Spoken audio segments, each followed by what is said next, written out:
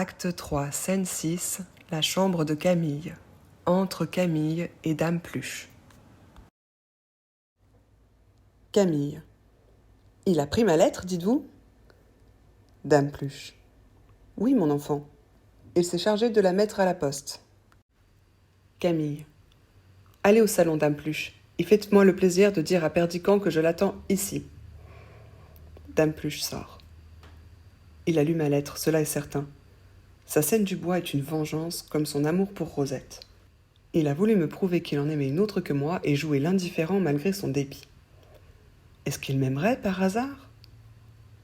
Elle lève la tapisserie. Es-tu là, Rosette ? Rosette entrant. Oui, puis-je entrer ? Camille. Écoute-moi, mon enfant.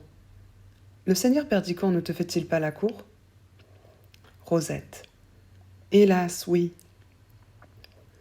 Camille. Que penses-tu de ce qu'il t'a dit ce matin ? Rosette. Ce matin ?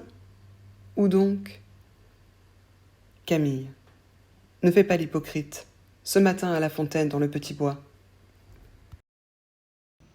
Là, Camille, elle comprend qu'en fait, Perdican, il a certainement lu sa lettre et que donc, ce qui s'est passé précédemment, c'était pour se venger, qu'il s'est donc apparemment servi de Rosette pour se venger d'elle.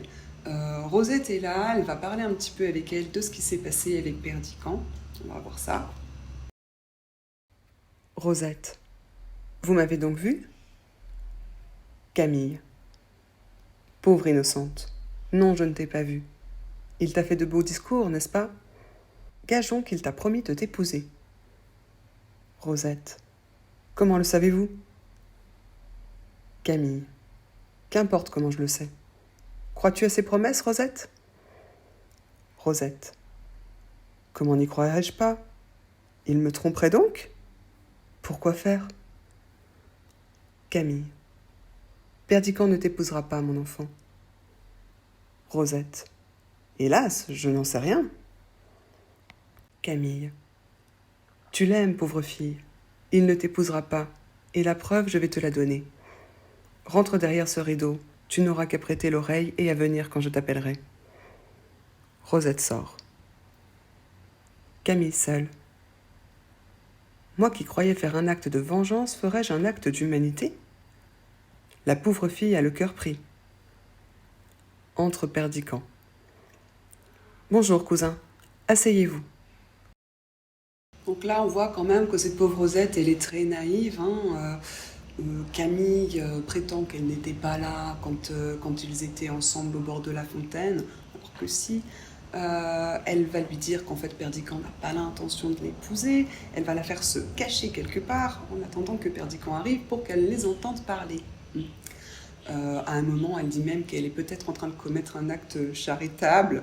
Non, elle n'est pas charitable. Elle se venge. Alors ok, elle rend plus ou moins service à Rosette en l'informant du manque de sincérité à son égard de Perdican, mais clairement non, elle est en train de se venger elle aussi, elle est aussi orgueilleuse que lui, elle est aussi hypocrite, et elle cherche juste à se venger, et cette pauvre Rosette, c'est un dommage collatéral.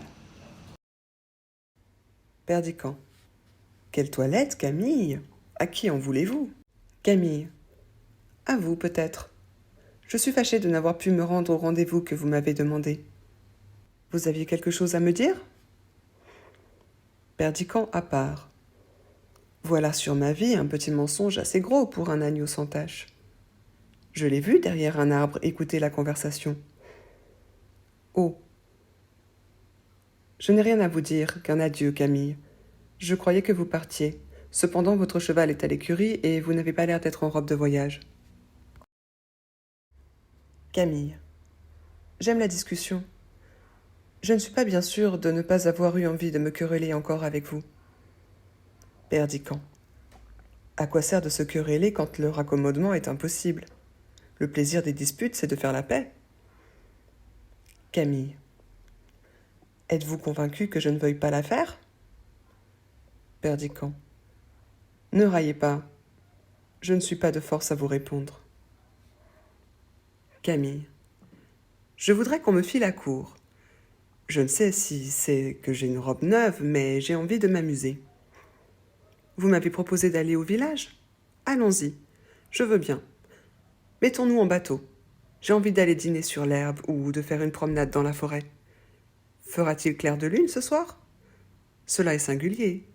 Vous n'avez plus au doigt la bague que je vous ai donnée. Perdican. Je l'ai perdue. Camille. C'est pour cela que je l'ai trouvée. Tenez, Perdican, la voilà. Perdican. Est-ce possible? Où l'avez-vous trouvée? Donc là, Perdican, il est arrivé, hein, et Camille, clairement, elle cherche Perdican, là, elle veut le faire parler. Donc, il lui envoie un peu des invitations. Et puis, on a Rosette qui est toujours là et qui est cachée. Hein. Elle va venir sur le sujet de la bague qu'elle lui avait offerte, celle qu'il a lancée dans l'eau. On va voir ça. Camille. Vous regardez si mes mains sont mouillées, n'est-ce pas? En vérité, j'ai gâté ma robe de couvent pour retirer ce petit hochet d'enfant de la fontaine. Voilà pourquoi j'en ai mis une autre. Et je vous dis, cela m'a changé. Mettez donc cela à votre doigt. Perdican. Tu as retiré cette bague de l'eau, Camille, au risque de te précipiter? Est-ce un songe? La voilà. C'est toi qui me la mets au doigt? Ah, Camille, pourquoi me le rends-tu, ce triste gage d'un bonheur qui n'est plus? Parle, coquette et imprudente fille. Pourquoi pars-tu? Pourquoi restes-tu? Pourquoi d'une heure à l'autre changes-tu d'apparence et de couleur comme la pierre de cette bague à chaque rayon de soleil? Camille. Connaissez-vous le cœur des femmes, Perdican? Êtes-vous sûr de leur inconstance et savez-vous si elles changent réellement de pensée en changeant quelquefois de langage? Il y en a qui disent que non. Sans doute, il nous faut souvent jouer un rôle, souvent mentir. Vous voyez que je suis franche. Mais êtes-vous sûr que tout mente dans une femme lorsque sa langue ment? Avez-vous bien réfléchi à la nature de cet être faible et violent, à la rigueur avec laquelle on le juge, aux principes qu'on lui impose? Et qui sait si forcé à tromper par le monde, la tête de ce petit être sans cervelle ne peut pas y prendre plaisir et mentir quelquefois par passe-temps, par folie, comme elle ment par nécessité? Donc là, Camille, quand elle parle de hochet d'enfant, je crois, hein. Ouais, hochet d'enfant, en gros, elle parle de la bague, et en fait, elle accuse Perdican de se comporter comme un gamin, elle pointe du doigt l'immaturité de son comportement. Hein. C'est assez hypocrite parce que le sien, il n'est pas mieux, hein, je veux dire, la conversation, elle continue, Perdican, il dit qu'il comprend pas comment tous ces changements d'humeur, hein, parce qu'un jour elle est froide, un jour elle est chaleureuse.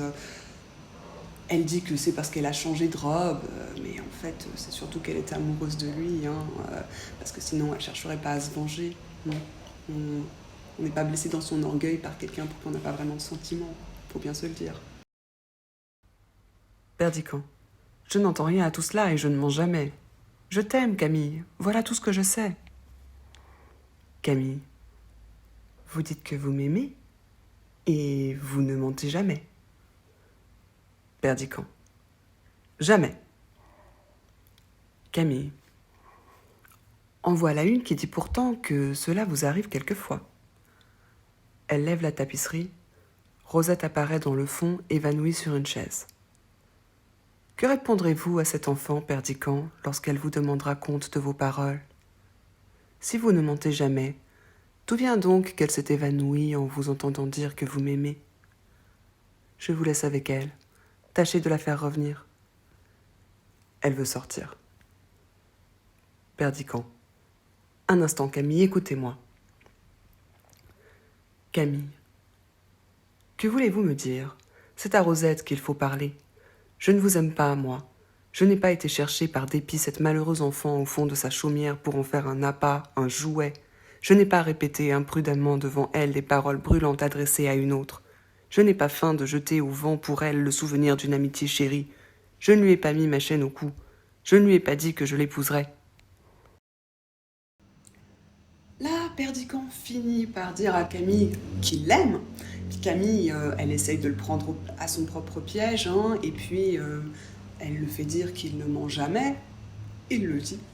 Et là, elle ouvre le rideau et on trouve Rosette évanouie. Voilà. Ben oui, il a menti à Rosette en lui disant qu'il l'aimait. Hein. Perdican. Écoute-moi, écoute-moi. Camille, n'as-tu pas souri tout à l'heure quand je t'ai dit que je n'avais pas pu aller à la fontaine? Eh bien oui, j'y étais, et j'ai tout entendu, mais Dieu m'en est témoin, je ne voudrais pas y avoir parlé comme toi. Que feras-tu de cette fille-là maintenant, quand elle viendra avec tes baisers ardents sur les lèvres te montrer en pleurant la blessure que tu lui as faite? Tu as voulu te venger de moi, n'est-ce pas? Et me punir d'une lettre que j'ai écrite à mon couvent? Tu as voulu me lancer à tout prix quelques traits qui pût m'atteindre, et tu comptais pour rien que ta flèche empoisonnée traversât cet enfant pourvu qu'elle me frappe pas derrière elle. Je m'étais vanté de t'avoir inspiré quelque amour, de te laisser quelques regrets. Cela t'a blessé dans ton noble orgueil? Eh ben, apprends-le de moi, tu m'aimes, entends-tu? Mais tu épouseras cette fille, ou tu n'es qu'un lâche. Perdican. Oui, je l'épouserai. Camille. Et tu feras bien. Perdican. Très bien. Et beaucoup mieux qu'en t'épousant toi-même. Qu'y a-t-il, Camille, qui t'échauffe si fort? Cet enfant s'est évanoui. Nous la ferons bien revenir, et il ne faut pour cela qu'un flacon de vinaigre. Tu as voulu me prouver que j'avais menti une fois dans ma vie? Cela est possible. Mais je te trouve hardi de décider à quel instant. Viens, aide-moi à secourir Rosette. Ils sortent. Donc là, Camille va faire remarquer à Perdican à quel point c'est moche en fait de s'être comporté comme il l'a fait avec cette pauvre fille et que maintenant en fait il n'a pas d'autre choix que de l'épouser, sinon ce serait un lâche. Il s'engueule un peu hein, et oui, il en arrive à la conclusion que oui effectivement il va l'épouser et au passage il lui dit qu'il sera bien mieux avec Rosette qu'avec elle.